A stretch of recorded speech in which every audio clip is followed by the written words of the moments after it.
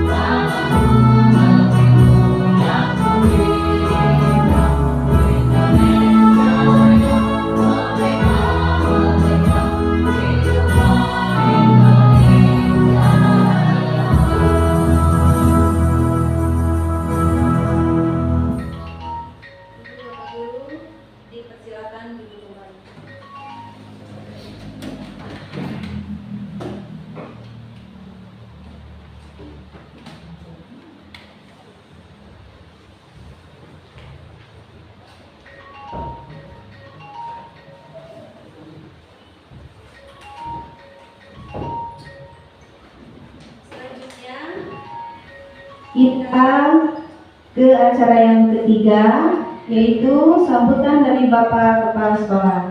Kepadanya saya persilakan.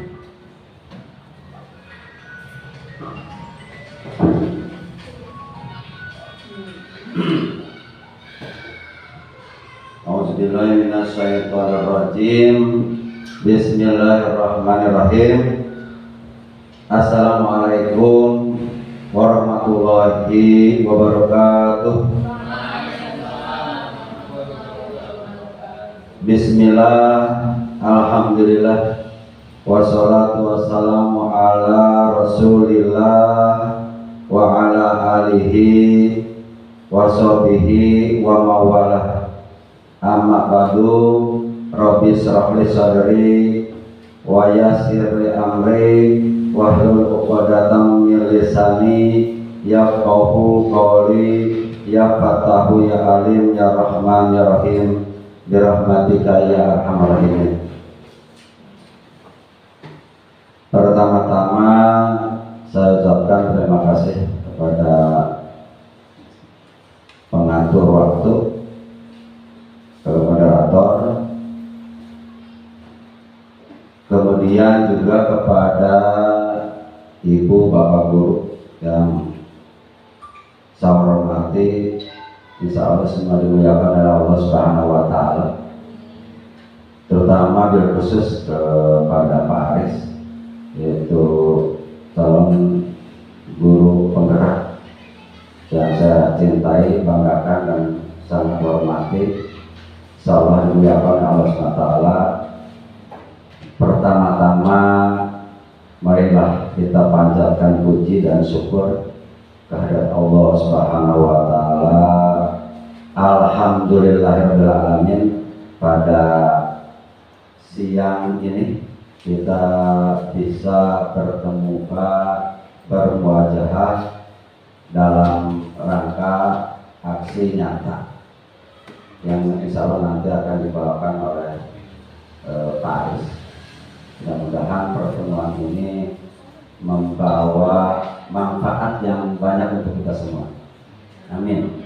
Rahmat dan salam semoga tetap tercurah limpah pada baginda alam, yaitu Yani Habibana wa Nabiyana wa Maulana Muhammad sallallahu alaihi wasallam, kepada keluarganya, para sahabatnya, kepada para tabi'in, dan juga kepada kita semua sebagai umatnya yang selalu taat kepada ajarannya.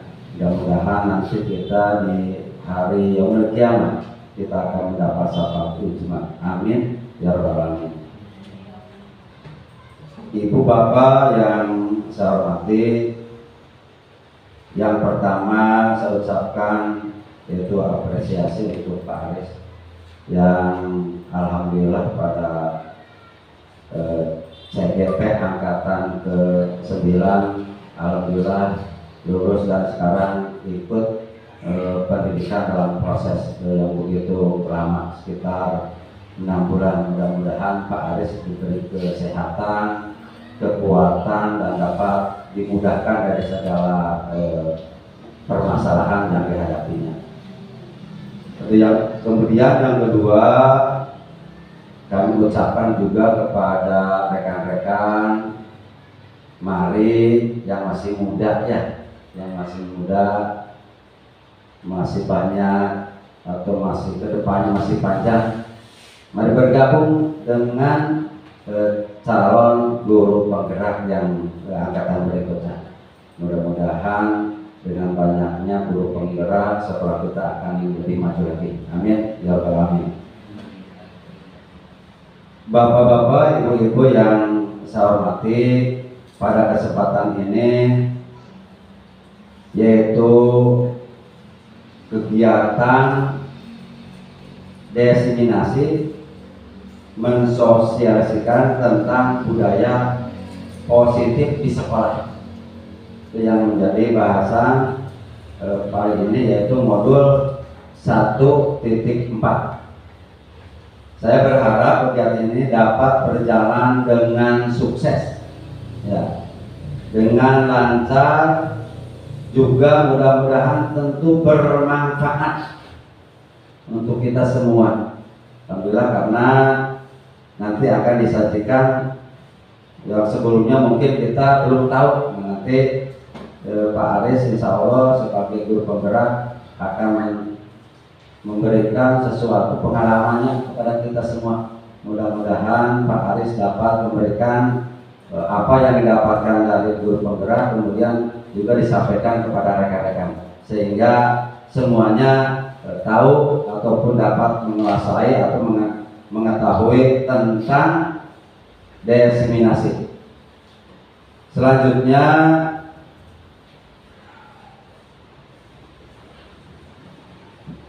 untuk kegiatan ini juga budaya positif itu akan tercipta bila di lingkungan ada dukungan dari guru-guru yang lainnya. Jadi Pak Aris jangan jalan sendiri, karena tanpa dukungan dari kita, dari rekan-rekan, dari saya, dari rekan-rekan, ini tidak mungkin akan terlaksana.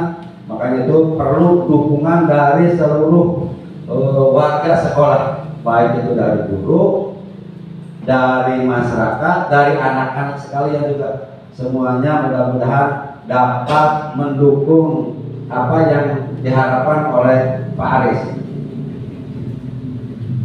Ibu Bapak yang saya hormati, ini sebagai guru harus mengelola budaya positif, ya, budaya positif untuk tetap terpelihara dan dapat dilaksanakan secara rutin atau terus-menerus, kontinu, atau dalam bahasa agama disebut istiqomah. Istiqomah, apa yang biasa dilakukan, budaya positif itu jangan sampai terputus hanya karena sekarang umpamanya Pak Aris sedang ada proses kegiatan ini. Ini alhamdulillah dari kita, walaupun sebelumnya alhamdulillah telah dilaksanakan, yaitu budaya positif. Apalagi di SD kita, yaitu visinya juara, ya, visinya juara, jadi relevan sekali. Yang artinya J itu jujur, unggul, aktif, religius, dan amanah. Semua itu adalah nilai-nilai positif. Ya, nilai positif, nilai-nilai jujur, aktif, religius, dan amanah itu merupakan sifat yang baik. Ya, yang baik, yang terus kita harus dapat dipertahankannya. Sifat positif kita sebagai guru mengharapkan semua peserta didik kita memiliki sifat-sifat baik. Ya, kita mengajar itu tentu menjadi harapan anak-anak itu menjadi baik. Dan kebiasaan atau sifat-sifat yang baik ini itu mudah-mudahan dapat dibiasakan dalam kehidupan sehari-hari, baik itu di sekolah, di dalam kelas, ataupun di rumah, di luar kelas, atau di lingkungan. Dan alhamdulillah pembiasaan yang positif telah rutin kita laksanakan seperti setiap pagi, yaitu alhamdulillah di SD kita selalu anak-anak itu berkumpul tiap pagi, atau dari mulai hari Selasa, ya, Selasa karena Senin itu upacara, Selasa, Rabu, Kamis, Jumat, alhamdulillah anak-anak selalu berkumpul di halaman. Kemudian kita menyampaikan hal-hal yang penting, yang urgen, kemudian selalu mengingatkan hal-hal yang baik, juga selalu bersolawat, ya, selalu bersolawat. Kemudian juga setelah itu kita berdoa. Ini merupakan hal yang insya Allah baik, positif tiap pagi dari mulai Selasa sampai hari Jumat, kemudian hari Sabtunya itu olahraga. Nah, ini hal-hal yang baik ini tentu kita terus dapat dipertahankan. Itu setelah berdoa kita bersalaman, ya, guru di depan, anak-anak kemudian dari kelas 1 maju ke depan bersalaman. Alhamdulillah. Ya, jadi begitu masuk kelas itu memang anak sudah berdoa. Jadi tinggal yang selanjutnya tinggal menyanyikan lagu dan lain sebagainya. Gitu. Kemudian juga selain itu tiap Senin itu mengadakan upacara bendera. Alhamdulillahnya rutinitas tiap Senin, dan menyanyikan lagu nasional juga. Kemudian juga sebelum kelas diperiksa dulu kebersihannya, kesehatan pribadinya. Kemudian juga lingkungan selalu bersih. Itu ini diantaranya masih banyak hal-hal yang baik, hal-hal yang positif yang biasa dilakukan oleh anak-anak kita. Alhamdulillah kita pertahankan terus istiqomah sehingga benar-benar sekolah kita yaitu sekolah yang ramah lingkungan, alhamdulillah yang diharapkan oleh pemerintah. Nah, dalam acara ini saya sangat mendukung aksi nyata dari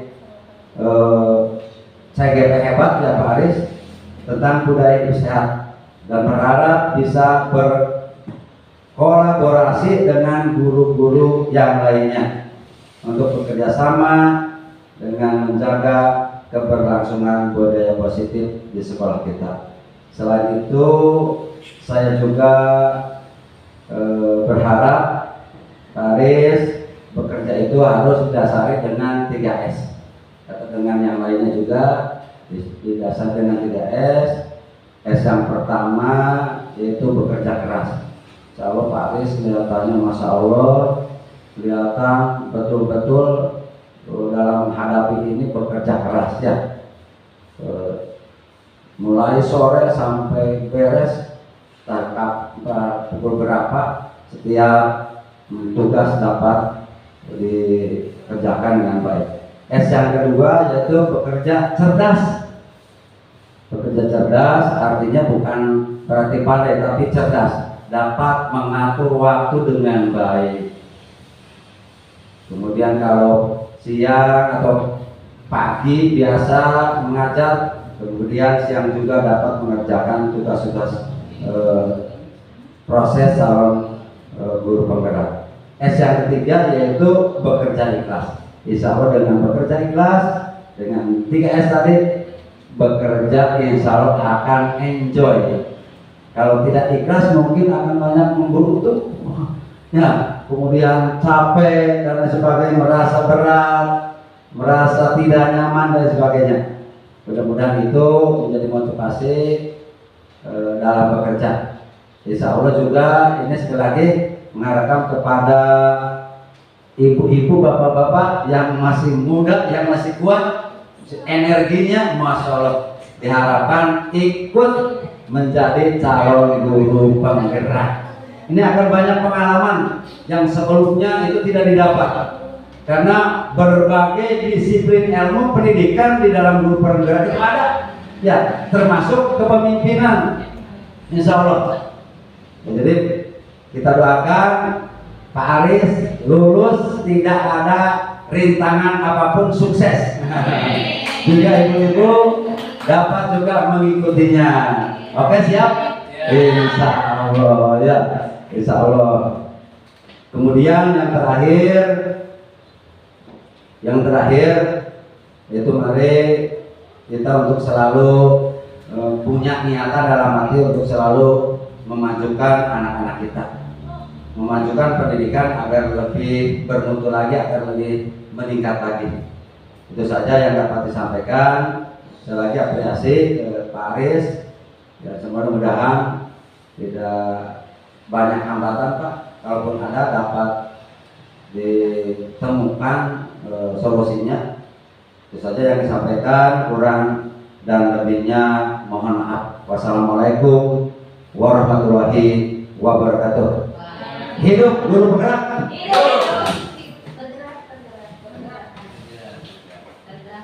Selanjutnya kita ke acara yang keempat, yaitu presentasi materi budaya positif yang akan disampaikan oleh Bapak Aris Rahman SPD. Kepadanya saya persilahkan. Bismillahirrahmanirrahim. Assalamualaikum warahmatullahi wabarakatuh. Puji syukur alhamdulillah, biasa marilah kita panjatkan pada Robi, karena pada hari ini kita masih diberikan kesempatan untuk bersilaturahmi, untuk bertatap muka dalam rangka kebaikan kita semua sebagai pendidik, saling berbagi tentang kependidikan, bagaimana cara kita menghadapi peserta didik dan untuk mencapai cita-cita. Salawat serta salam semoga selalu dicurahkan kepada junjungan kita Nabi besar Muhammad SAW, pada para pengikutnya, para umatnya, dan kita yang terus menjadi umatnya sampai akhir zaman. Amin ya rabbal alamin. Yang terhormat Bapak Kepala Sekolah, juga kepada Dewan Guru, saya aturkan rasa terima kasih yang sebesar-besarnya karena telah meluangkan waktu di sela-sela kesibukan Bapak Ibu Guru. Terima kasih yang sebesar-besarnya saya ucapkan. Alhamdulillah pada hari ini bisa menyempatkan waktunya untuk mendampingi saya berkolaborasi dengan kegiatan saya, karena kegiatan ini merupakan kegiatan yang diberikan kepada saya untuk melakukan aksi nyata dalam mensosialisasikan materi yang telah saya dapatkan di program guru penggerak, yaitu tentang budaya positif di modul 1 di tempat ini. Terima kasih. Semoga Bapak Ibu guru diberikan pahala yang berlimpah dari Allah Subhanahu wa Ta'ala. Baiklah Bapak Ibu guru, sebelum kita ke materi, mungkin sedikit di sini supaya mempreskan kita supaya tidak ngantuk. Di sini saya akan berikan sebuah ice breaking ya Bapak Ibu. Ice breaking itu sebuah permainan yang silakan bisa Bapak Ibu coba di kelas masing-masing. Ice breaking itu adalah sebuah permainan untuk menaikkan antusias siswa ketika siswa sudah merasa jenuh, sudah merasa bosan. Silakan Bapak Ibu guru praktekkan ice breaking, masih banyak ya, banyak contohnya di video-video di YouTube. Silakan untuk dipraktekkan, karena dengan ice breaking atau permainan bisa memacu siswa untuk mengikuti pembelajaran lebih enjoy lagi. Silakan Bapak Ibu guru untuk berdiri. Bapak Ibu guru sebentar kita permainan dulu supaya santai ya. Bapak Ibu, saya memiliki sebuah permainan di sini yang insya Allah gampang Bapak Ibu dan memiliki makna. Nanti maknanya akan saya sampaikan setelah permainan selesai. Baiklah Bapak Ibu, di sini saya memiliki sebuah kata. Yang pertama katanya adalah door. Door ya. Ketika saya mengucapkan door, Bapak Ibu menjawab door juga. Bisa ya? Kita coba dulu. Door. Oke. Door. Bagus. Door. Mantap. Terima kasih. Tepuk tangan Bapak Ibu. Kata yang kedua Bapak Ibu, saya memiliki kata bom. Di mana bom ini lebih besar daripada door. Bom itu bisa meledakkan semua orang, bisa mematikan semua orang, bisa menghancurkan bangunan-bangunannya. Berarti kalau kita hancur, tandanya ketika saya mengucapkan kata bom, Bapak Ibu tinggal artinya mati ya. Ya, seperti orang mati begitu ya, seperti orang hancur. Karena bom itu kan lebih tekanannya lebih dahsyat, betul. Lebih dahsyat daripada door. Ya, siap Bapak Ibu? Ketika saya bilang door, silakan jangan panjang mati. Tapi jangan tidur karena susah nanti bangunnya. Siap Bapak Ibu? Siap. Bu. Bu. Saya coba ke Bu Lena bisa? Bu. Bagus sekali Bu Lena, begitu menghayati dan kemarin ya. Udin, coba Udin, bener Udin. Bu.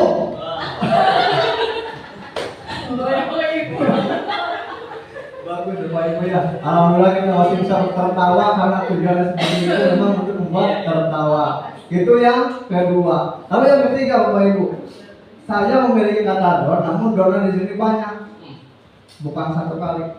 Door. Bapak Ibu menjawabnya nggak kena. Ya. Bisa ya? Bisa. Door. Nggak kena. Coba tes. Ketika menjawab door, kita bilang nggak kena.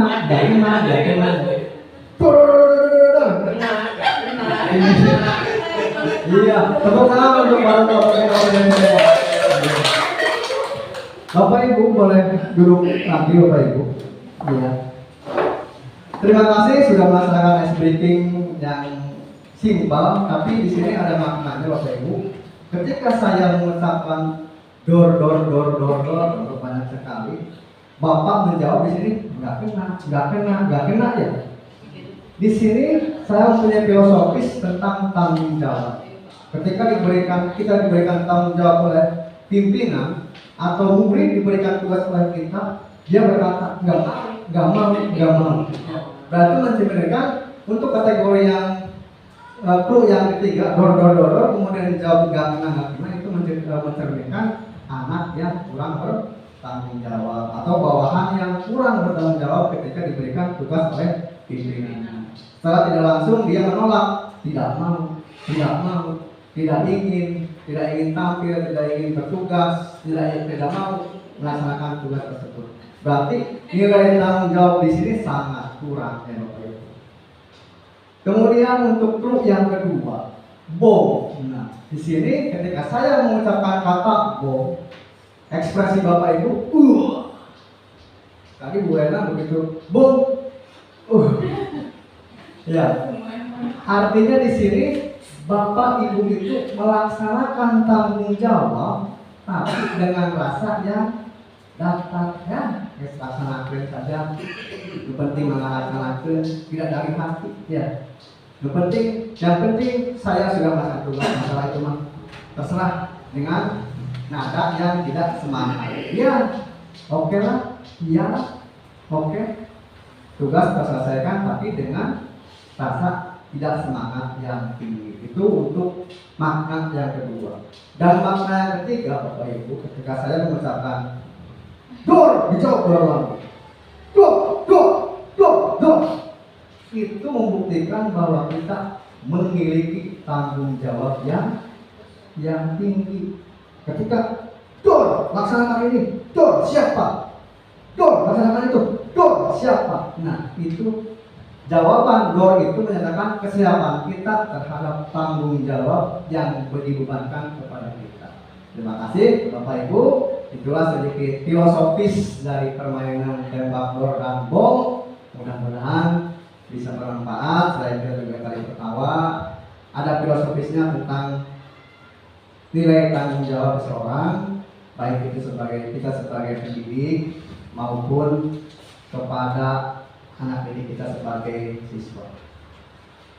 Baiklah Bapak Ibu, seperti yang tadi telah disampaikan oleh Bapak Kepala Sekolah juga oleh moderator, bahwa di sini saya tidak bermaksud untuk menggurui Bapak Ibu. Saya tidak bermaksud merasa saya ini paling pintar atau apa. Saya mohon maaf dari pribadi diri saya sendiri. Ini karena tugas saya yang harus menyampaikan dalam bentuk aksi nyatanya. Saya mohon sekalian maaf kepada Bapak Ibu untuk berdiri di sini, bukan maksud menggurui Bapak Ibu. Namun di sini saya berharap kepada Bapak Ibu untuk bersama-sama mendiskusikan hal-hal yang baik untuk kita sebagai pengajar dan hal-hal yang baik untuk kita sebagai peserta didik. Mari kita diskusikan, mari kita kolaborasikan. Mudah-mudahan acara ini bisa bermanfaat bagi kita dan bermanfaat bagi ibu kita semua. Amin. Baiklah Bapak Ibu, setelah tadi disampaikan bahwa materi yang akan saya sampaikan pada acara sosialisasi ini yaitu tentang budaya positif. Sebelumnya saya barangkali di sini ada yang mengetahui sebelumnya pengertian budaya, ya, budaya positif. Barangkali ada yang berkenan untuk memberikan suatu argumen di sini, silakan yang sudah mengerti arti budaya untuk berbagi, mengajukan pernyataannya atau mendefinisikan pengertiannya. Silakan Pak, Bu, yang mengerti arti budaya.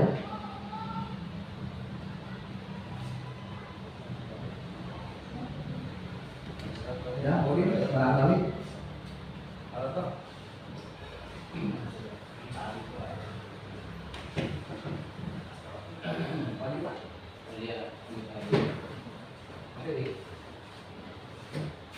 Terima kasih atas waktunya. Pada kesempatan ini tentu saya sedikit akan memberi tanggapan tentang budaya positif. Sebagaimana diketahui bahwa budaya itu adalah sebuah perilaku yang tentunya telah menjadi kebiasaan sehari-hari, perilaku yang diciptakan oleh kita untuk dilaksanakan atau telah dilaksanakan secara terus-menerus sehingga menjadi satu kebiasaan yang baik dari nilai-nilai yang sudah disepakati kebaikannya. Berarti budaya adalah kebiasaan yang baik dari nilai yang baik yang telah menjadi kebiasaan dan kehidupan sehari-hari. Terima kasih.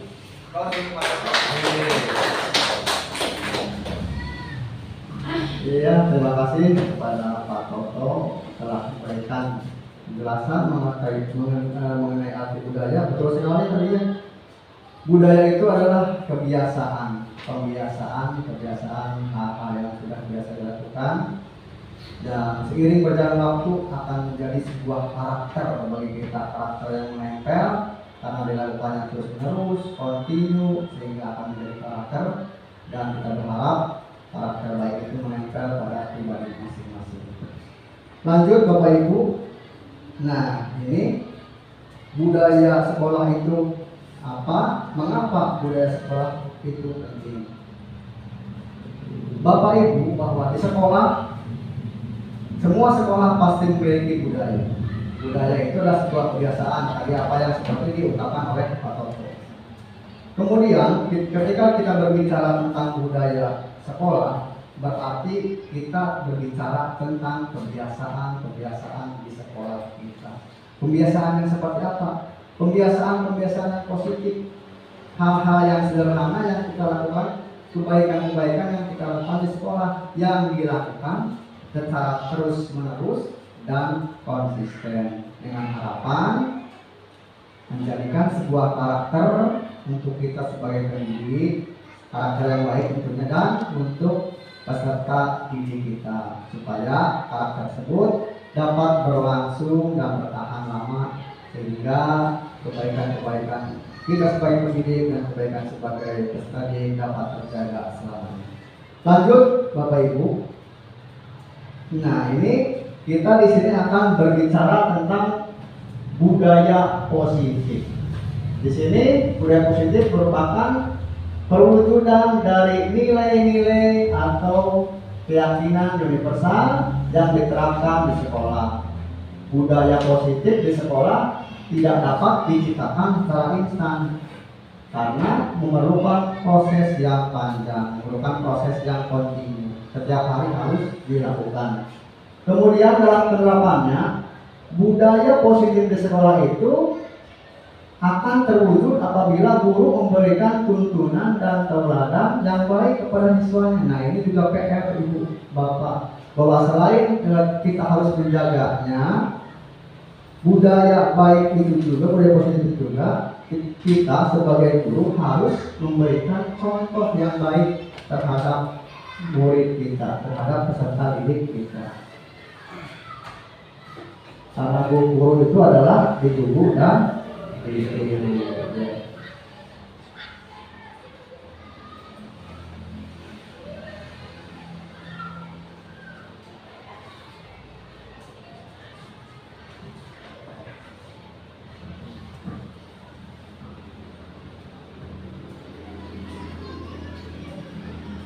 Lanjut Bapak Ibu, sedikit ini mulainya tolong.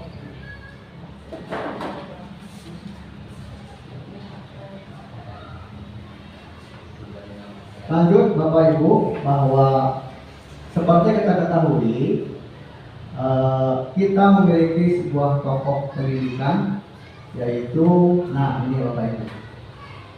Ada yang mengenal siapa yang berada di gambar ini? Barangkali siapa bisa tunjukkan? Iya, betul, Ki Hajar Dewantoro, Bapak Pendidikan Nasional Indonesia, sangat populer. Kebetulan saya belum lahir pada zamannya, tapi alhamdulillah filosofisnya ketika saya belajar di pendidikan guru penggerak ini, seolah-olah saya berada di lingkungan terdahulu, ya, betul berarti. Saya merasakan keberadaan pendidikan dulu memang berat, berbeda dengan yang sekarang. Sekarang murid juga menikmati, berbeda dengan dulu. Karena dulu pendidikan itu penuh dengan kepalsuan. Ya, zaman kolonial Belanda. Kolonial Belanda mendidik itu dengan tujuannya hanya ingin menciptakan generasi yang menguntungkan negara mereka saja. Setelah kita, sumber daya manusianya tidak dipakai oleh kita, tapi dipakai oleh negara lainnya. Dalam filosofisnya Bapak Ibu, Ingarso Singkulodo, Himadya Mangunkarso, dan Tukuri Handayani. seperti tadi yang kita bahas bahwa seorang guru itu harus memberikan tauladan yang baik. Nah, ini Bapak Ibu, nah, ini filosofisnya, yaitu ingat Singkulodo, Imadya Mangukarso, Gunpurihan Daya ini artinya Ingarso Singkulodo, di depan itu harus memberikan teladan. Ini PR Bapak Ibu termasuk saya, refleksi untuk saya sendiri. Di sini saya belum sepenuhnya memberikan contoh yang baik, tapi melalui pendidikan CGP ini saya tergugah untuk selalu memberikan contoh yang baik kepada anak, karena kita itu digugu dan diperhatikan jika laku kita oleh anak itu Bapak Ibu setiap kalinya. Oh, Bapak itu seperti itu, oh seperti ini caranya, oh begitu. Berarti diperhatikan, ya itu namanya ingatso singkulodo, memberikan tauladan yang baik kepada siswa. Lanjut Bapak Ibu, di sini ada pertanyaan, apakah sekolah kita sudah memiliki budaya positif? Saya bertanya kepada Bapak Ibu, apakah di SD Wanadaya 1 ini sudah memiliki budaya positif? Sudah, ya. Alhamdulillah.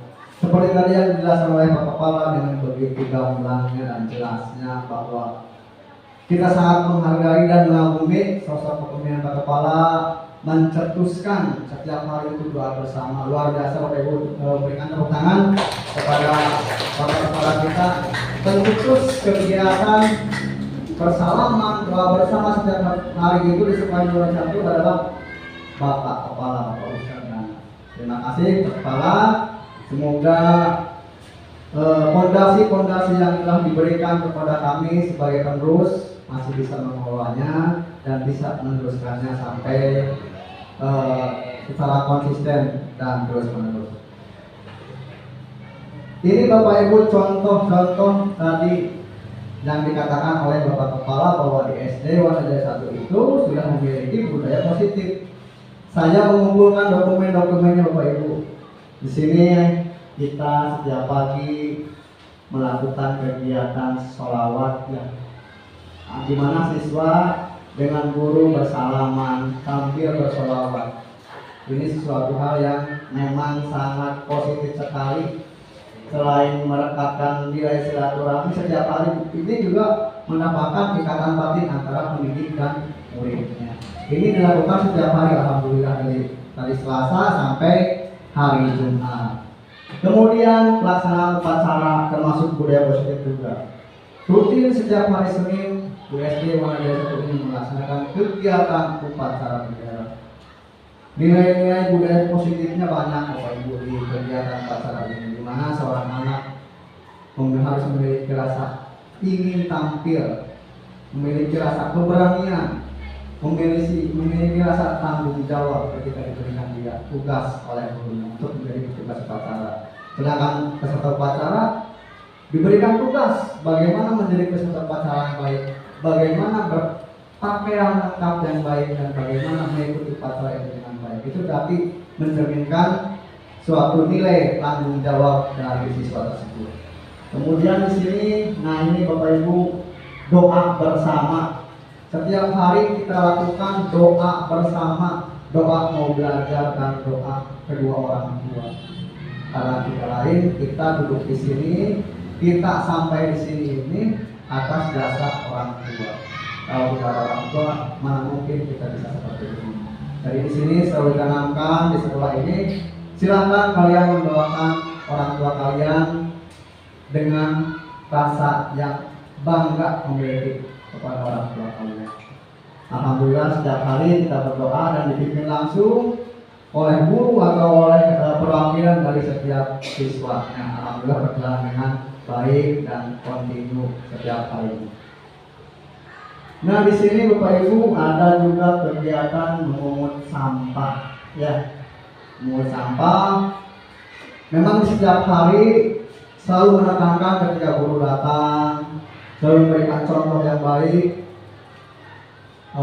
Di sini bukan hanya guru, bukan hanya murid yang memungut sampah, tapi guru juga harus memberikan contoh yang baik itu kepada muridnya untuk menjaga kebersihan, bersama-sama memungut sampah bersama murid. Karena tanggung jawab kebersihan sekolah itu adalah tanggung jawab kita bersama, bukan tanggung jawab murid, bukan tanggung jawab seluruh penjaga guru, tapi tanggung jawab warga sekolah. Guru, murid, kepala sekolah, dan penjaga sekolah merupakan warga sekolah. Jadi memiliki tanggung jawab yang sama untuk menjaga kebersihan. Nah, ini juga kegiatan budaya positif lainnya.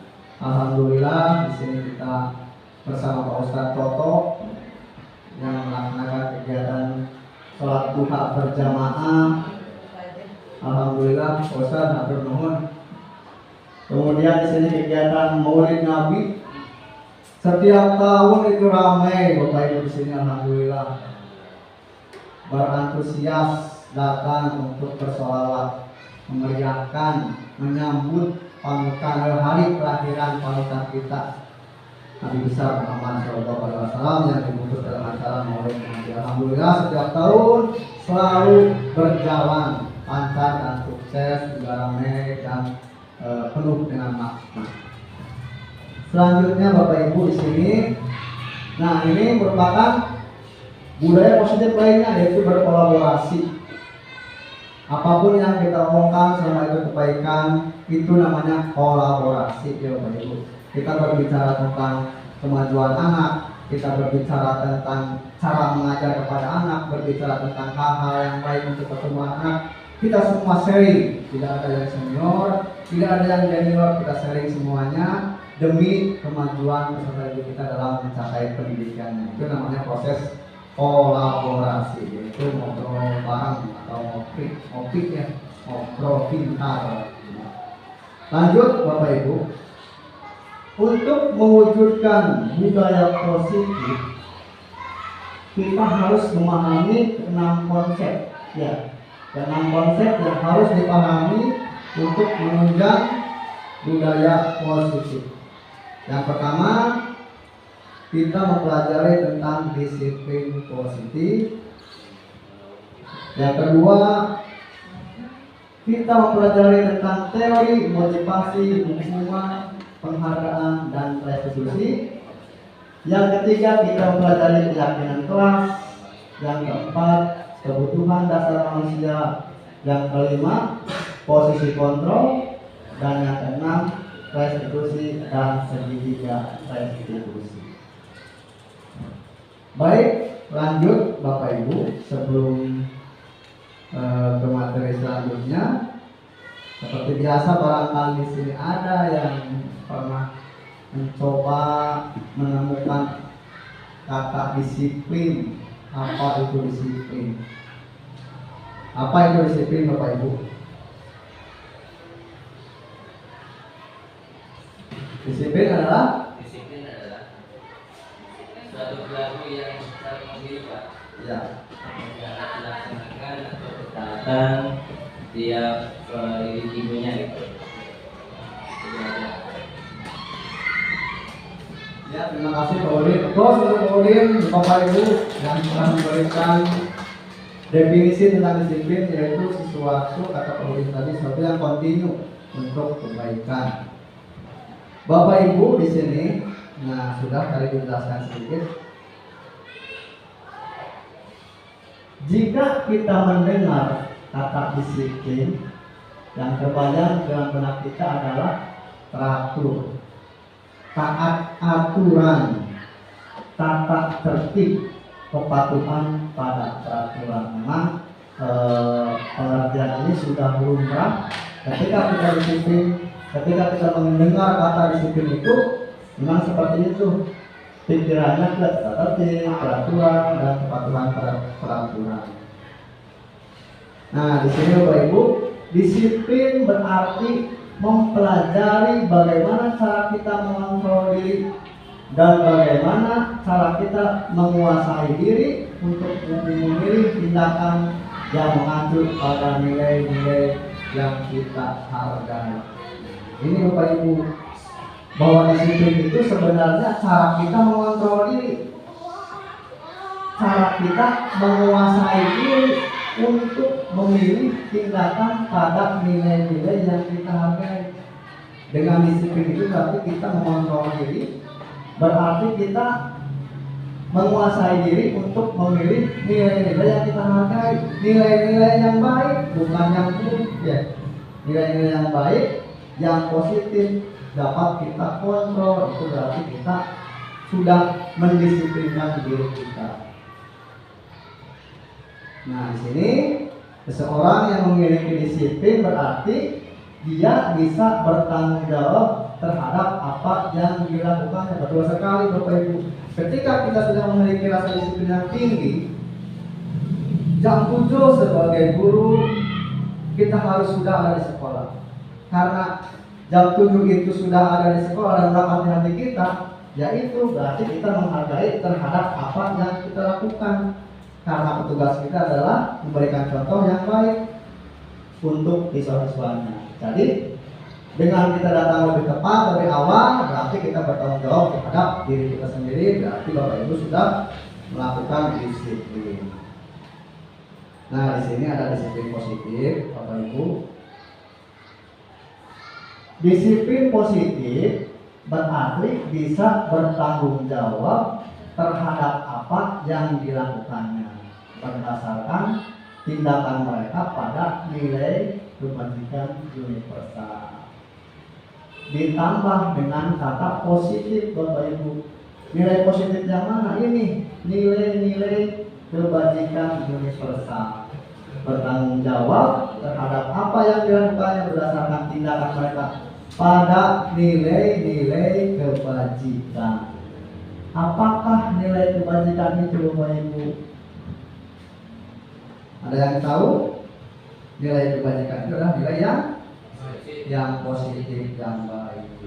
Nah, di sini ada tuh, betul Bapak Ibu, bahwa nilai kebaikan, nilai kebajikan itu adalah sifat-sifat positif manusia yang merupakan tujuan yang mulia yang ingin dicapai setiap individu.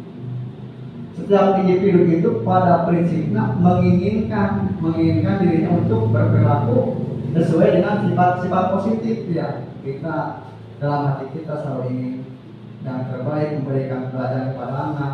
Dalam hati kita selalu ingin memberikan pengetahuan kita untuk dicurahkan kepada anak supaya anak tersebut bisa meraih kesuksesan dirinya masing-masing. Kemudian di sini menurut Dr. William Glasser pada teori kontrol mengatakan bahwa perbuatan itu memiliki tujuan. Dan selanjutnya dalam Dian Gosen tahun 98 mengemukakan bahwa dengan mengaitkan nilai-nilai kebajikan yang diyakini seorang, maka motivasi intrinsiknya akan terbangun sehingga menggerakkan motivasi dari dalam untuk mencapai tujuan mulia. Lalu nilai kebajikan universal itu seperti apa saja? Nah, di sini Bapak Ibu bisa disebutkan nilai kebajikan tadi contohnya tanggung jawab, mandiri, ya, saling menghormati, ya, kejujuran, betul Ibu. Di sini di profil pelajar Pancasila ya ada sering kita lakukan ya Bapak Ibu, sering dikumandangkan profil pelajar Pancasila kurikulum merdeka. Salah satunya adalah menerapkan tentang nilai kebajikan. Yang pertama, beriman, bertakwa kepada Tuhan Yang Maha Esa, berakhlak mulia, mandiri, bernalar kritis, berkebinekaan global, bergotong royong dan kreatif. Lanjut Bapak Ibu. Nah, ini juga menurut Primaries Program, disiplin, toleransi, rasa hormat, integritas, mandiri, menghargai, antusias, empati, kreativitas, kerjasama bisa dilihat lagi. Dan kemudian selanjutnya adalah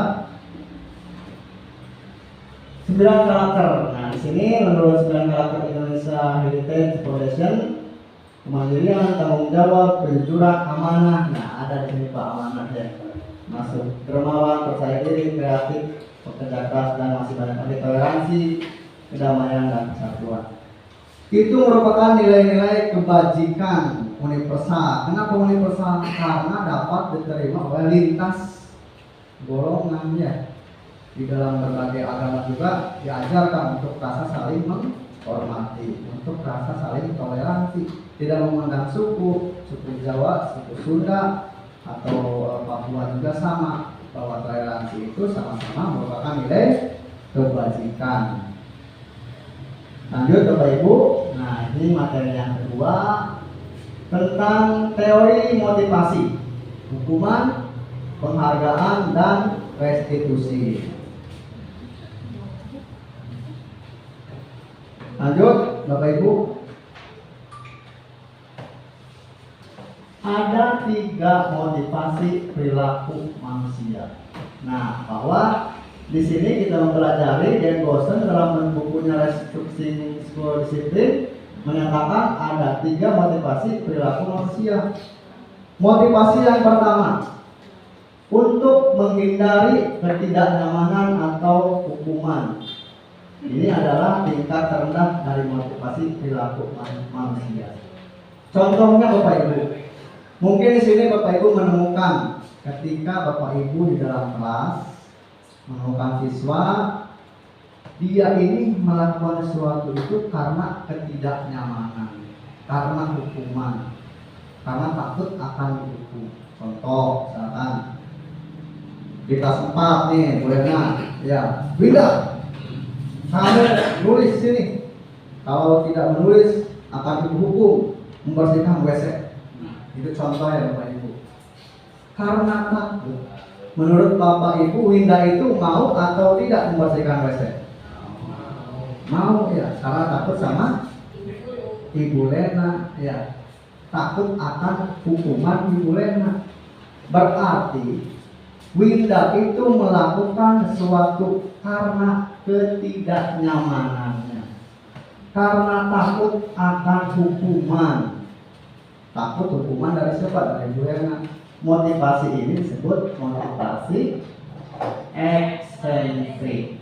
Ya, berarti motivasi datangnya dari luar, karena hukuman, karena ketidaknyamanan, dia mau membersihkan WC, bukan karena kemauan sendiri, tapi karena ketakutan akan hukuman. Berarti siswa tersebut motivasinya masih motivasi dari luar, bukan dari dalam. Lanjut Bapak Ibu, yang kedua, untuk mendapatkan imbalan atau penghargaan dari orang lain. Nah, di sini ada lagi contoh. Misalkan Pak Kepala menyuruh ke siapa ya? Ke Alvin. Pin, sini, tolong ini kasihkan buku ke Ibu dulu. Nanti Bapak kasih permen. Ya. Alvin pada waktu itu mau tidak melaksanakan perintahnya? Mau ya. Nah itu karena ada embel-embel dikasih permen. Ketika kita ada embel-embel dikasih uang, anak itu memang mau. Wah, berebut baheula-heula karena imbalan dia, karena hadiah dia ya. Tapi yang perlu kita garis bawahi Bapak Ibu, bahwa yang dilakukan mereka itu motivasinya karena dari luar, dari hadiah Pak Kepala tersebut, dari reward ya. Kalau hadiah itu reward, karena ada reward, karena ada uang, karena ada permen.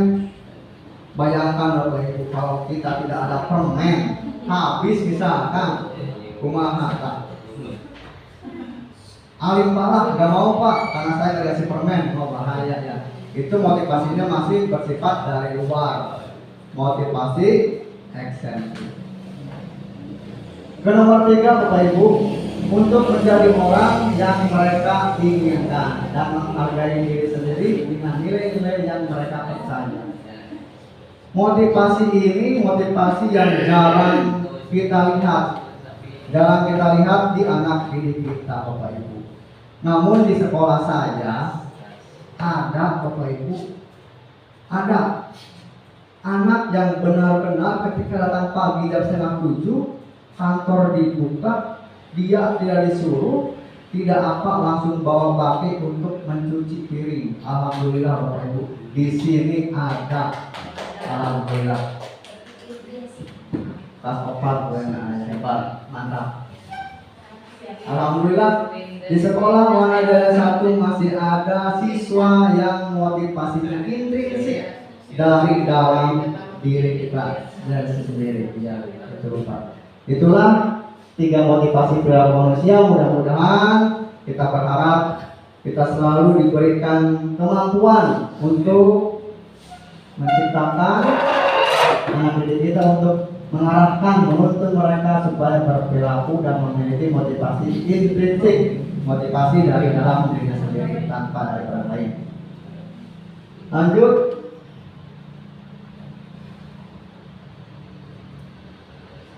Ini tentang tadi hukuman, konsekuensi dan restitusi. Kalau berbicara restitusi, memang ini hal baru untuk saya, juga mungkin untuk Bapak Ibu guru. Apa sih itu restitusi? Apa itu hukuman dan apa itu konsekuensi? Baiklah Bapak Ibu, kita jelaskan satu persatu.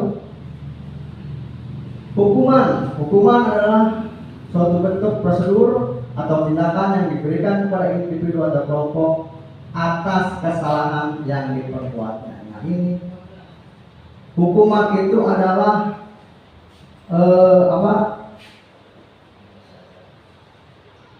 sesuatu hal yang diberikan kepada individu atau kelompok atas kesalahan yang diperbuatnya. Berarti ketika dia melakukan kesalahan, nah dampaknya adalah hukuman. Itu namanya hukuman. Kemudian di sini konsekuensi. Konsekuensi adalah akibat langsung dari perbuatan yang dilakukan si pelaku. Sudah tahu apa yang akan diterimanya ketika melakukan sebuah kesalahan tersebut.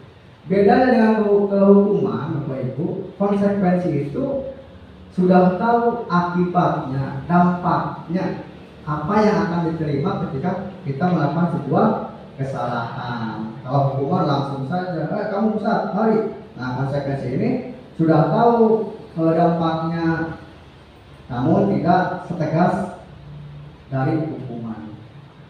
Dan yang terakhir adalah restitusi. Ini merupakan proses kolaborasi yang mengajarkan murid untuk mencari solusi pada masalah mereka dan membantu murid berpikir tentang orang seperti apa yang mereka inginkan. Nah, di sini Bapak Ibu, restitusi itu kita berkolaborasi dengan murid itu untuk mencari masalahnya, tidak langsung menghukumnya, tidak langsung menerapkan konsekuensi, tapi kita membiarkan dulu murid kita. Kenapa kamu bisa berbuat salah?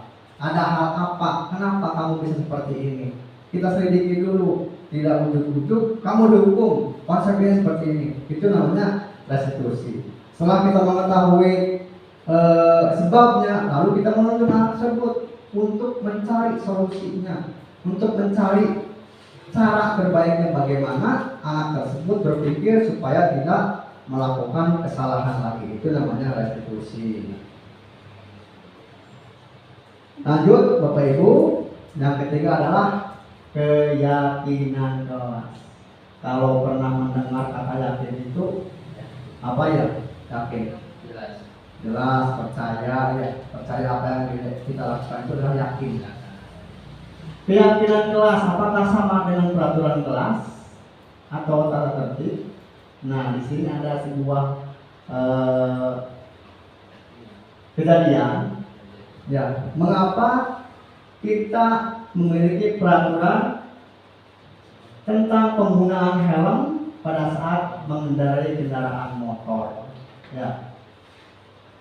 Keyakinan kita secara logika, dengan kita memakai helm, kita akan terhindar dari, ya walaupun misalkan pahit-pahitnya kita jatuh misalkan. Dengan memakai helm berarti tidak terlalu parah. Di jalan ada polisi, berarti kalau kita pakai helm berarti kita sudah mencerminkan perilaku yang baik sebagai warga, memakai perlengkapan kendaraan yang lengkap. Karena kita yakin akan nilai keselamatan, berarti helm itu sudah melekat kepada kita dipakai. Tidak akan itu lupa, tidak akan lupa. Karena kita yakin, nah pasti helm dipakai. Itu contoh yang ke-1 tentang keyakinan.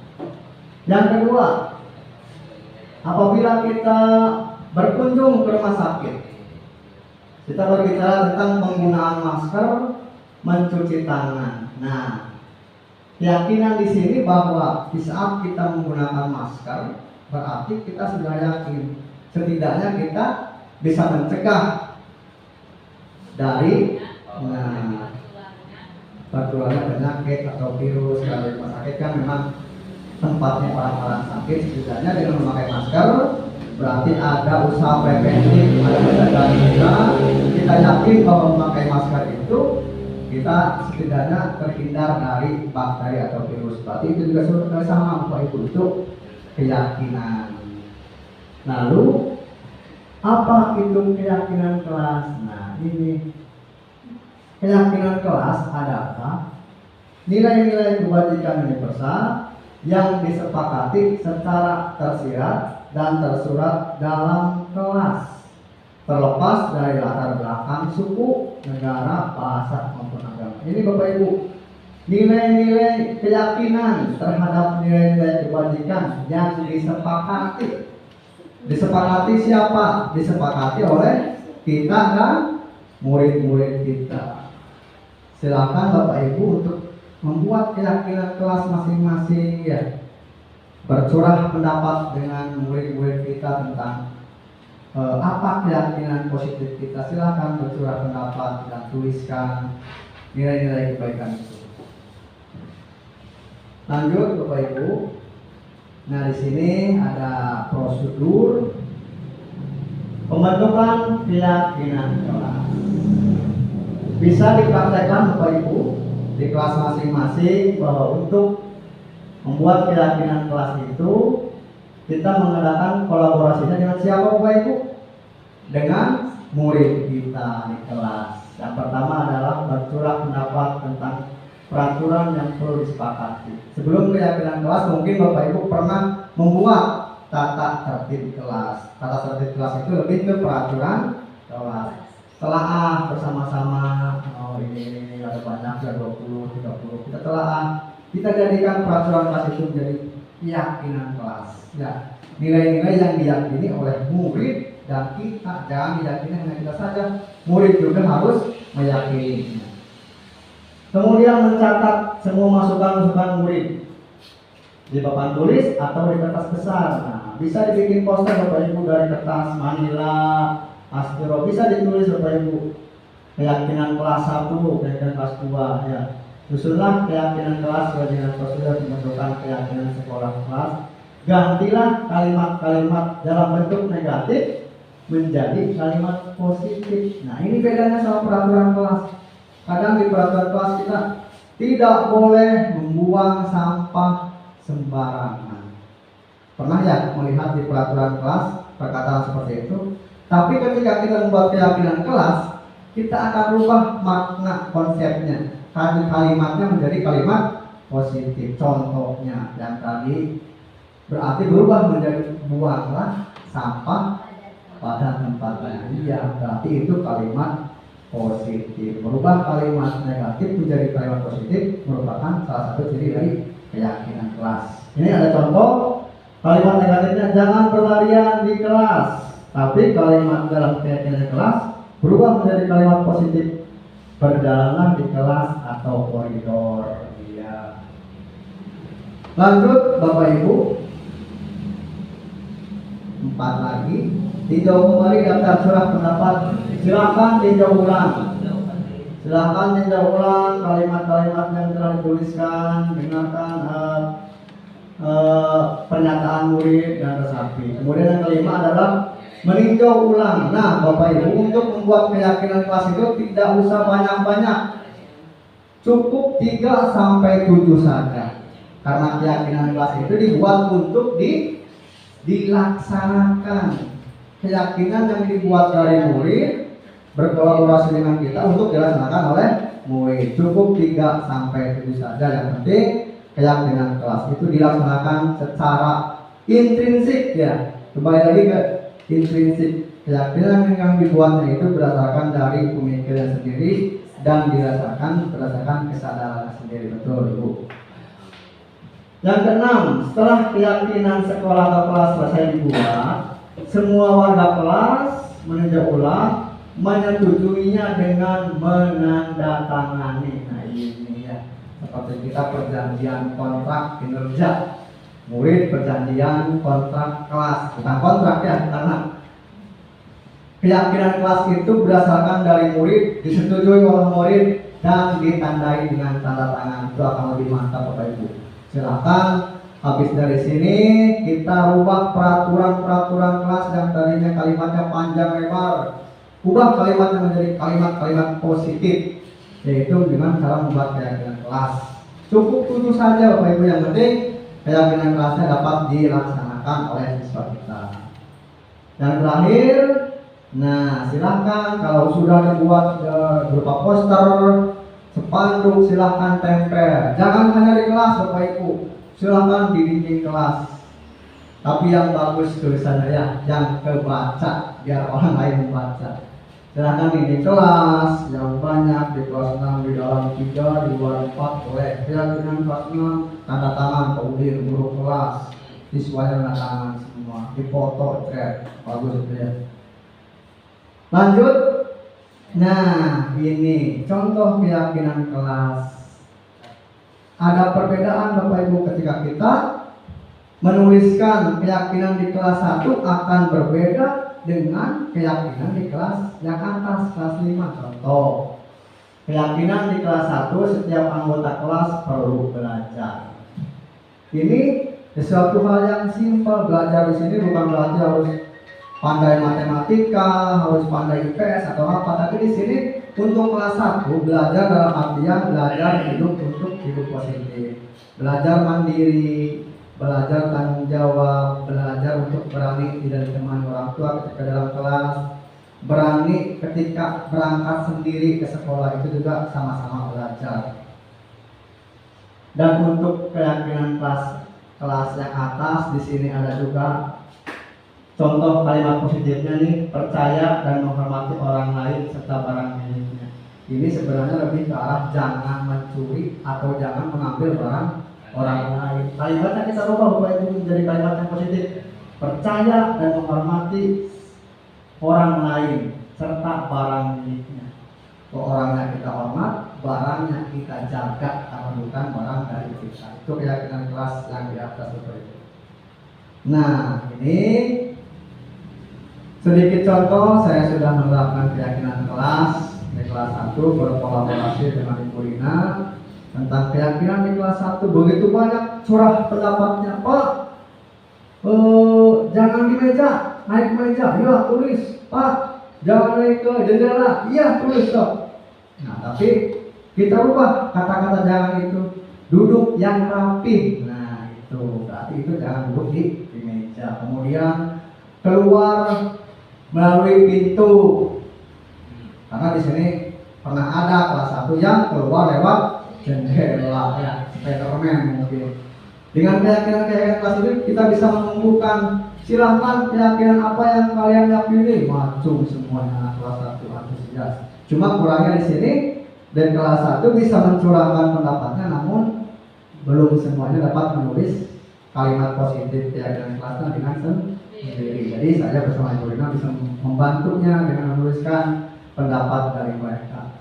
Sudah ditempel, belum ditempel tapi sudah dibuat, nanti akan saya perbaiki dan ditempel supaya lebih bagus lagi, dan Bapak Ibu bisa mengadopsinya dan melaksanakan pembuatan keyakinan kelas bersama muridnya masing-masing di kelas masing-masing. Ngantuk Bapak Ibu? Ngantuk?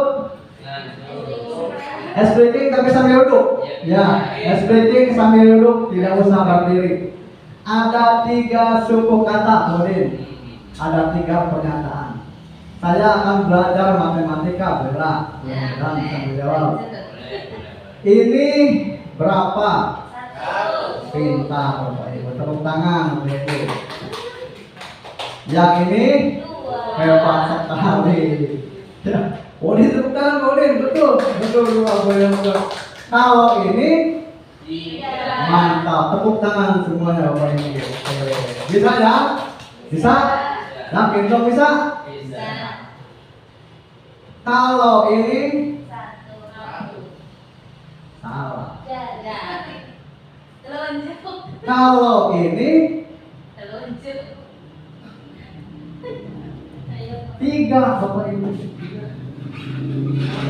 satu. Ulangi. Ini.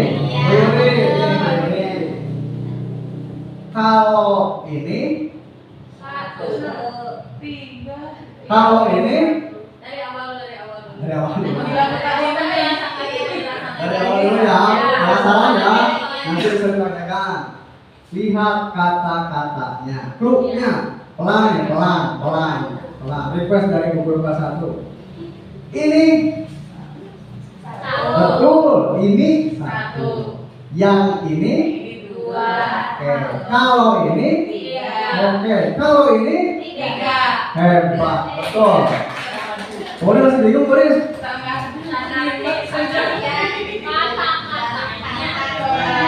Coba lagi, boleh. Kalau ini, Satu. oh,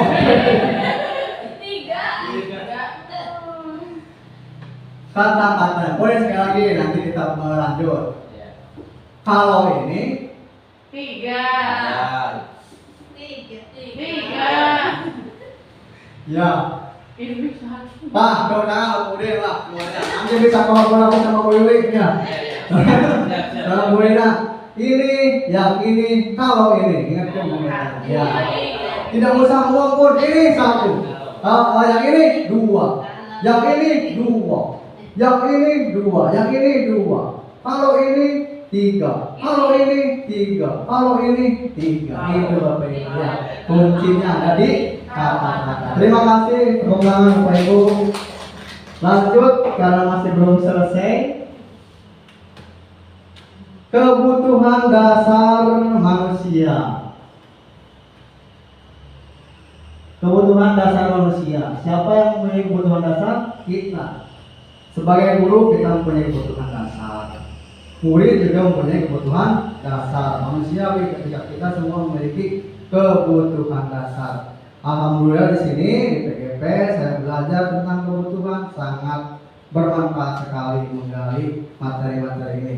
Yang pertama, sebagai manusia kita memiliki kebutuhan untuk bertahan hidup, yaitu bersifat fisiologis. Untuk bertahan hidup misalnya kita membutuhkan kesehatan, membutuhkan sehat, membutuhkan rumah, membutuhkan makanan. Itu semua termasuk ke dalam kebutuhan untuk bertahan hidup. Tanpa sehat kita akan seperti apa? Tanpa rumah kita akan seperti apa? Tanpa makan kita akan seperti apa? Tidak mungkin kita tanpa ketiga ini kita bisa bertahan hidup. Yang kedua, kebutuhan akan kasih sayang dan rasa diterima. Kebutuhan untuk diterima penting sekali Bapak Ibu. Kita sebagai manusia merasa memiliki perasaan yang ingin dibutuhkan orang lain, yang ingin diterima, keberadaan kita ingin diterima orang lain. Ya, pasti semua juga memiliki rasa kebutuhan seperti itu. Mudah-mudahan di tempat kita semua kita menjadi orang yang diterima oleh rekan-rekan kerja kita. Amin ya robbal alamin. Selanjutnya kebutuhan. Nah ini penguasaan. Kebutuhan penguasaan atas kemampuan. Kebutuhan ini berhubungan dengan kekuatan mencapai sesuatu, menjadi kompeten, menjadi terampil, diakui atas prestasinya. Nah, Bapak Ibu apabila ada murid yang memiliki kompeten, ya harus diakui Bapak Ibu, harus dikuasai, harus ada penguasaan. Ya betul. Harus ada penilaian. Memang kamu layak. Memang kamu pintar, pengakuan. Penguasaan itu pengakuan ya. Jadi ketika kita memiliki seperti itu, ya katakan ya hebat, ya bagus, ya kamu memang pintar, ya kamu selalu katakan kalimat-kalimat yang positif kepada anak didik kita, karena anak didik kita membutuhkan kebutuhan penguasaan untuk pengakuan. Lanjut yang keempat, kebutuhan hidup akan pilihan kebebasan. Nah ini Bapak Ibu, kebebasan di sini berarti untuk menghindari rasa jenuh. Kadang anak didik kita di sini merasa pernah merasa mengalami ketika mereka bosan belajar di kelas? Coba kita bawa Bapak Ibu, bawa kita belajar keluar, bawa kita kemana ya? Jajan, silakan jajan sendiri.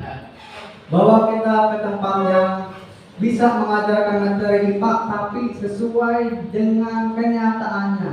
Hutan, bagaimana cara kita belajar tentang oh di sana ada perkembangbiakan, ada fotosintesis. Kita ajak anak didik kita ke hutan. Itu akan menghindarkan rasa bosan peserta didik kita. Lanjut, nah kesenangan, kebutuhan akan kesenangan. Siapa yang tidak ingin senang, Bapak Ibu? Semua manusia itu pasti memiliki kebutuhan untuk kesenangannya. Bayangkan jika hidup kita tidak senang, bayangkan jika hidup kita setiap hari menyedihkan. Kemungkinan kita akan tidak merasakan hidup apa ya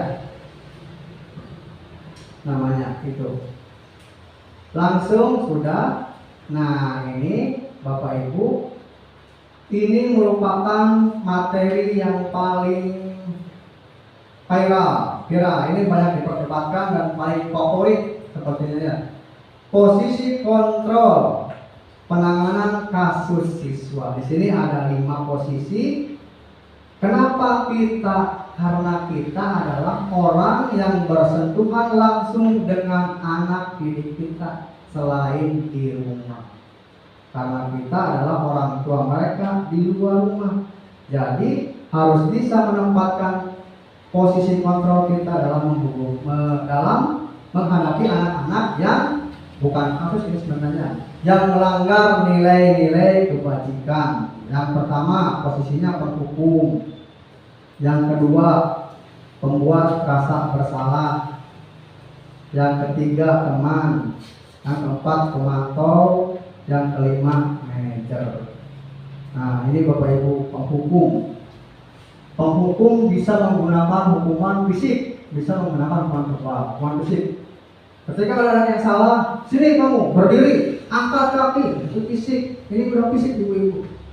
Kamu melanggar, lari 2 keliling lapangan, upacara, itu juga fisik. Ya. Kamu melanggar, push-up 20 kali, itu fisik. Kemudian yang verbal begini contohnya. Kamu itu sudah jelek, terlambat juga, itu verbal. Karena goreng diceraikan kayaknya, aduh kalau yang bisa. Kamu itu selalu tidak taat, boros terus. Nah itu termasuk hukuman verbal. Hasilnya Bapak Ibu, kemungkinan murid akan marah dan merasa rendah diri, menjadi pendendam dan bersifat agresif. Itu kekurangannya penghukum. Lanjut ke pembuat rasa bersalah. Di sini posisi guru itu biasanya bersuara lebih lembut Bapak Ibu. Dia menginginkan anak itu merasa bersalah akan kesalahannya. Contoh di sini. Ibu sangat kecewa sekali dengan kamu nak. Berapa kali Bapak harus beritahu kamu. Tolong Ibu ya nak, jangan nakal lagi. Nadanya itu lembut, supaya mengarahkan anak itu merasa bersalah. Ini hasilnya murid memang akan merasa bersalah setelah mengecewakan ibunya atau bapak gurunya. Murid akan menjadi orang yang gagal, tidak sanggup membantu orang lain. Lanjut. Teman. Nah, posisi kontrol sebagai teman. Ini bedanya nih. Pada posisi ini tidak akan menyakiti murid, namun akan tetap berupaya mengontrol murid melalui persuasi. Posisi teman pada guru itu bisa negatif ataupun bisa positif. Contoh nih, ayolah bantu dari bapak ya nak. Adi, ayolah, bagaimana sih kamu? Kamu sudah janji ke bapak bukan? Kenapa terlambat nanti? Sampai tertawa ringan ya. Kenapa ada dampak positif? Ini Ibu, ada dampak negatifnya ini. Karena kebiasaan kita memposisikan kita sebagai teman. Jadi si anak itu kadang-kadang lah nggak lager bapak etama. Ya, itulah bapak itu ada baik suka sebagai teman. Memang itu ada dampak negatifnya. Terakhir, bukan terakhir apa? Pemantau. Nah ini pemantau. Posisi pemantau berdasarkan peraturan dan konsekuensi yang menggunakan sanksi konsekuensi. Kita dapat memisahkan hubungan pribadi kita dan sebagai seorang yang menjalankan posisi pemantau. Nah ini kalau posisi pemantau selalu dengan konsekuensi. Kamu terlambat, tahu tidak konsekuensinya. Kamu tidak mengerjakan PR, tahu tidak konsekuensinya. Selalu posisi pemantau selalu menggunakan konsekuensinya, karena ini dari ciri dari pemantau ya. Silakan bahwa konsekuensi harus dijalankan karena telah melanggar. Kemudian posisi yang terakhir, posisi manajer Bapak Ibu ya. Nah sini tahu manajer Bapak Ibu? Kalau di perusahaan itu ada manajer. Nah itu bos yang suka berbicara, yang suka menanya ya kepada karyawannya atau karyawan baru, manajer. Yang suka jadikan laporan itu manajer. Posisi terakhir guru sebagai manajer adalah posisi di mana guru berdua sesuatu bersama dengan murid, mempersilahkan murid mempertanggungjawabkan perilakunya, mendukung murid agar dapat menemukan solusi atas permasalahannya sendiri. Ada ini Bapak Ibu. Nah, perkataan jika kamu memperbaiki ini, hal ini menunjuk apa tentang dirimu?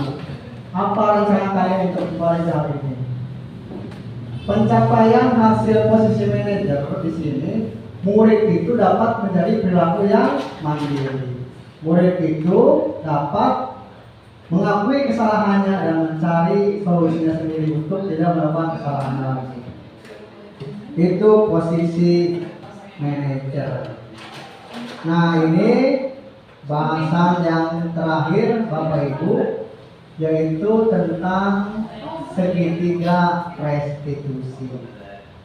Seperti diketahui tadi, restitusi adalah proses penanganan kolaboratif kepada siswa di mana kita memposisikan siswa itu tidak bersalah, melainkan menuntun siswa untuk mengakui kesalahannya dan menuntun siswa untuk menemukan solusi agar dia tidak berbuat salah. Itu restitusi Bapak Ibu. Kenapa ada kata segitiga restitusi? Nah, ini Bapak Ibu, segitiga restitusi. Nah, ini ada tiga, karena ada tiga langkah. Kenapa disebut segitiga restitusi?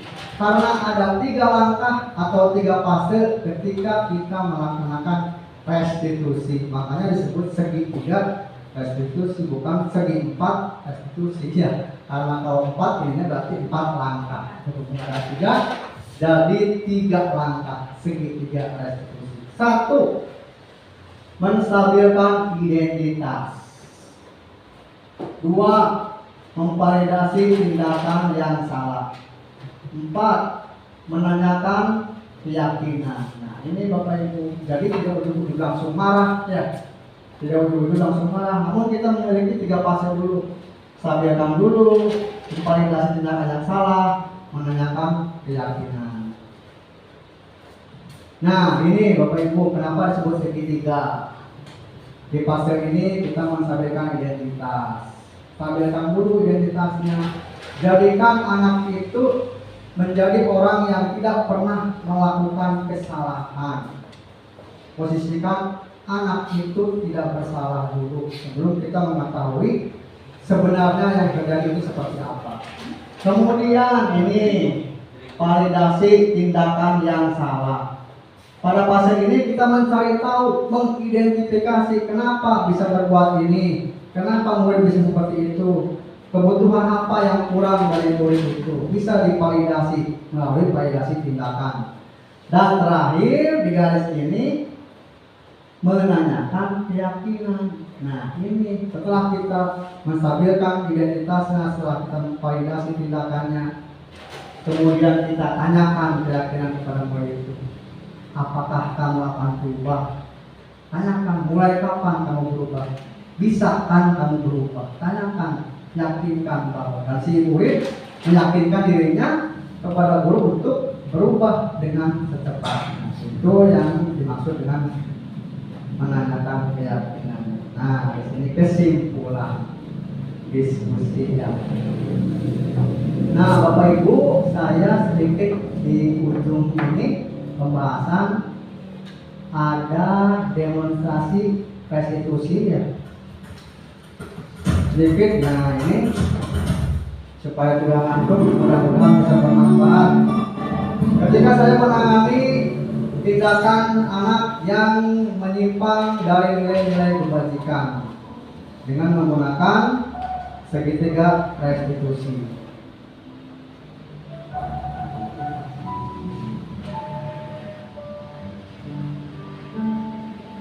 Nah, seperti tadi yang diketahui bahwa restitusi ini kolaborasi dengan murid dengan menggunakan segitiga restitusi, menstabilkan identitas.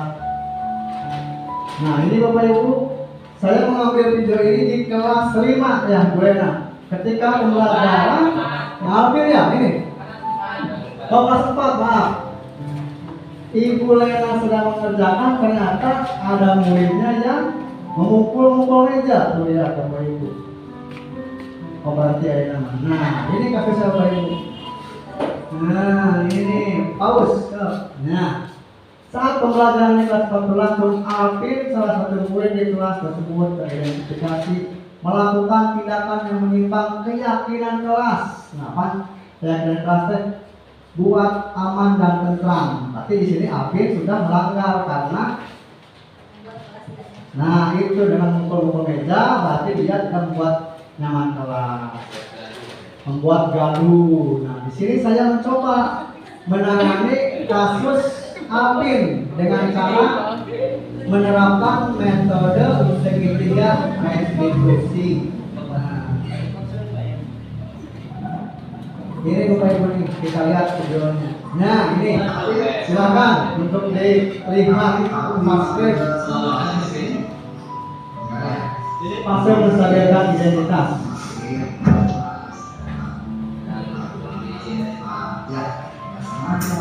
Masih belajar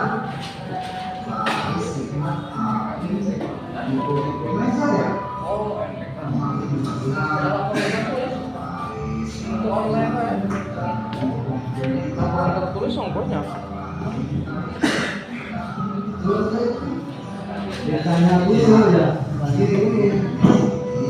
jangan langsung dimarahin. Kalau tuh, pukul meja.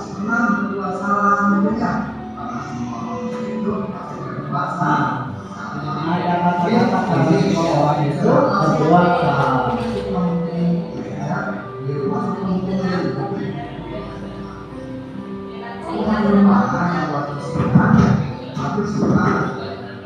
oh, ternyata Bapak Ibu, Alvin ini suka pukul meja itu karena suka main ke panah. Bapak Ibu, Alvin ini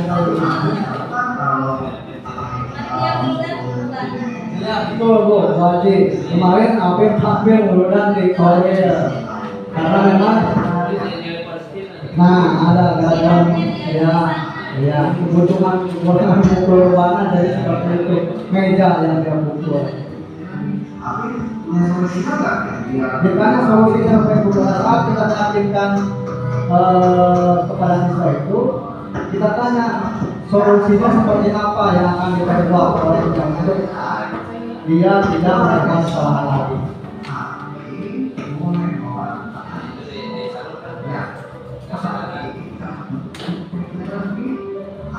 Mulai latihan kembali di sekolah, diarahkan belajar diarahkan visi karena pintar jadi tidak mengganggu orang lainnya, tidak dengan Nah, ini fase terakhir Bapak Ibu. Ini fase terakhir menanyakan keyakinan. Alvin kapan mau berubahnya? Dia dijawab sekarang Pak. Anak ini berjanji bahwa berubahnya dia akan sekarang dia akan berubah, tidak muncul meja lagi di kelasnya.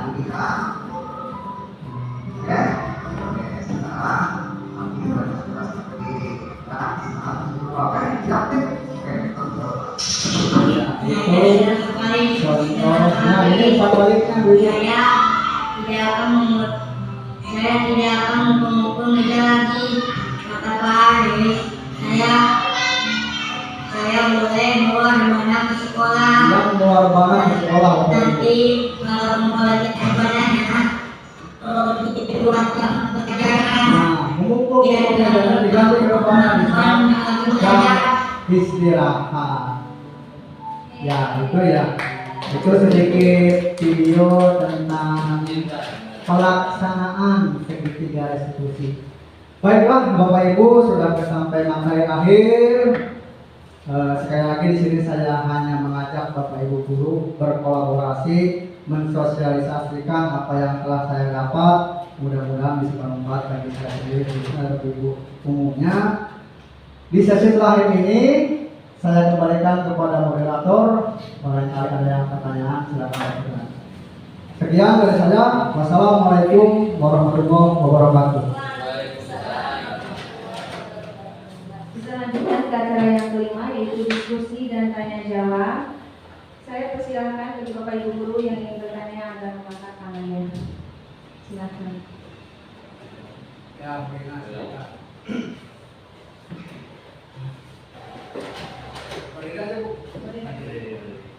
Assalamualaikum warahmatullahi wabarakatuh. Saya Ibu Rina dari wali kelas 1 ya. Ingin mempertanyakan tentang tadi kan Bapak sudah menjelaskan apa itu peraturan kelas dan apa itu keyakinan kelas. Di sini yang mau saya tanyakan, apa perbedaan dan persamaan peraturan kelas dan keyakinan kelas? Itu saja pertanyaan dari saya Bapak. Terima kasih. Assalamualaikum warahmatullahi wabarakatuh.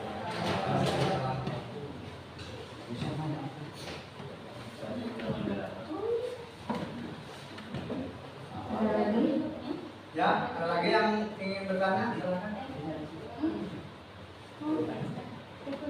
Saya akan mencoba dulu menjawab pertanyaan dari Ibu Rina. Ya, tadi Ibu Rina bertanya tentang apa perbedaan peraturan kelas dengan keyakinan kelas. Kalau dilihat dari perbedaan, ada dua tujuan yang dapat kita lihat. Ada dua pembentuk di sini. Yang pertama, peraturan kelas itu dibuat oleh sekolah, oleh wali kelas, oleh ketentuan kelas itu sendiri. Bersifatnya hanya sepihak. Murid tanpa mengetahui isi peraturan kelas, tiba-tiba nempel peraturan kelas ini. Dan setelah mau tidak mau, murid itu harus melaksanakan peraturan kelas. Itu yang dinamakan dengan peraturan kelas. Kemudian bedanya dengan keyakinan kelas, Bapak Ibu, seperti yang tadi saya jelaskan bahwa keyakinan kelas itu dibuatnya oleh dua pihak. Murid mengetahui, guru juga mengetahui, dan lebih berdasar kepada keyakinan yang dibuat oleh murid itu sendiri. Jadi peraturan kelas dibuat satu pihak, bisa itu sekolah saja yang membuatnya atau wali kelas saja, sedangkan keyakinan kelas dibuat dari dua pihak melalui curah pendapat tadi. Itu Bu jawabannya Bu ya. Terima kasih atas pertanyaannya. Barangkali ada lagi yang ingin ditanyakan? Ya, silakan Bu Yuli. Assalamualaikum warahmatullahi wabarakatuh. Begini ya Pak, ada satu masalah siswa ya, di mana ketika seorang siswa melakukan kesalahan dan dihukumnya tuh berbentuk secara verbal ya, dimarahi gitu. Dia seperti jerak atau kapok ya, tidak melakukan kesalahan tersebut. Nah, berarti hukuman itu bersifat efektif atau tidak ya? Bagaimana menurut pendapat Bapak? Terima kasih. Assalamualaikum warahmatullahi wabarakatuh. Ya, terima kasih Bu Yuli. Pertanyaan yang bagus. Bapak Ibu guru, dalam posisi ini saya mengakui secara pribadi bahwa dari kelima posisi kontrol tersebut saya masih belum maksimal. Ya, di dalam posisi kontrol tersebut suatu saat bisa melakukan hukum, pembuat rasa bersalah, teman, pemantau atau yang manajer memang pada saat ini saya mengakui saya masih belajar setahap demi setahap, yang tadinya menjadi seorang hukum berubah ke teman, berubah ke pemantau, dan akhirnya ke manajer. Jadi kalau memang seperti hukuman itu tali berupa fisik memang buat siswa jarak, bagaimana jika yang menghukumnya itu tidak ada, Pak? Tidak di sekolah. Siapa yang akan menghukumi orang tersebut? Siswa tersebut. Pasti siswa tersebut berbuat lagi karena tidak ada yang menghukumnya.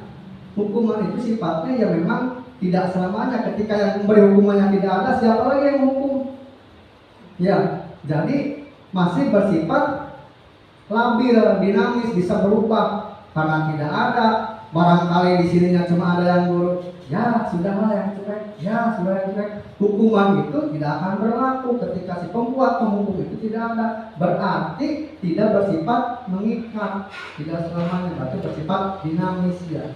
Beda kalau ketika kita mengadakan manajer dengan terus memberikan keyakinan kepada anak tersebut bahwa anak tersebut dituntun untuk memang mengakui kesalahannya dan menuntut kita untuk mencari solusinya, mungkin itu akan lebih bermanfaat lagi. Ketika tidak ada Bu Yuli, karena mereka sudah sadar dengan kesalahannya dan sudah sadar akan bahwa perbuatan itu tidak baik, ada Bu Yuli, tidak ada Bu Yuli, orang tersebut tidak akan menangkap. Begitu dari jawaban saya. Mungkin nanti kalau tidak puas bisa dilanjutkan di dalam acara diskusi yang lain.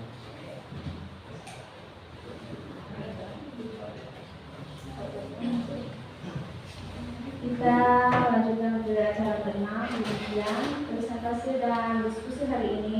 Mari kita ucapkan hamdalah.